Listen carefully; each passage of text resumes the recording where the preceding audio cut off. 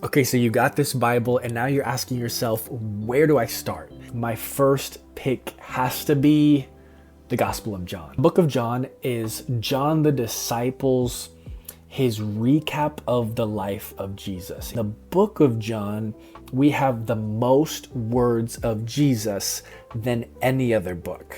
John was the closest disciple to Jesus, like Jesus's best friend. We have this unique opportunity to read about Jesus from Jesus's closest friend John in the book of John. Here are some famous verses in the book of John. John 1:1 says, "In the beginning was the Word was with God, and the Word was God."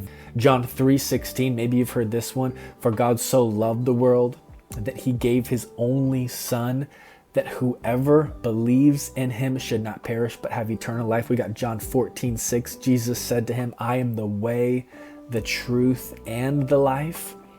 No one comes to the Father except through me." And so my first pick is gotta be John. Here's the next one. We're gonna go Old Testament on this one. I don't know if you can guess it.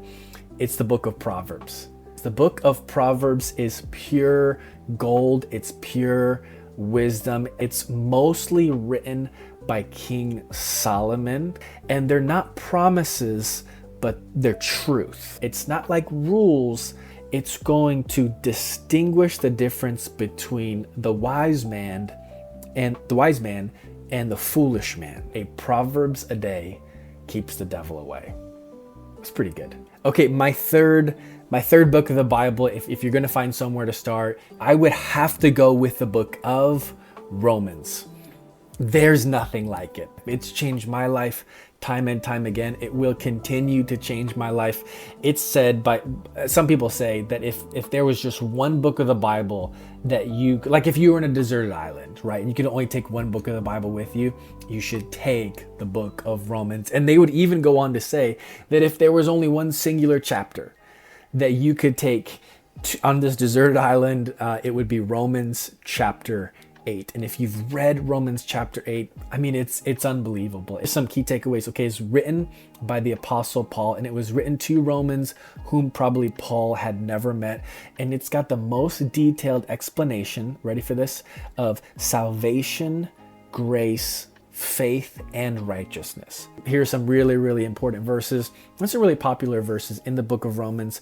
Chapter 1, verse 16 says, "For I'm not ashamed of the gospel, for it is the power of God for salvation to everyone who believes, to first the Jew and also the Greek." Romans 3:23 says, "For all have sinned and fallen short of the glory of God." Romans 6:23 says, "The wages of sin is death, but the free gift of God is eternal life in Christ Jesus our Lord." And if you've never read Romans, you got to read the book of Romans. It'll change your life.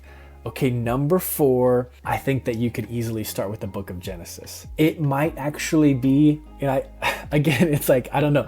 It's one of my favorite books in the whole entire Bible. I love the creation story. I love learning about where we came from, the explanation of where the earth came from.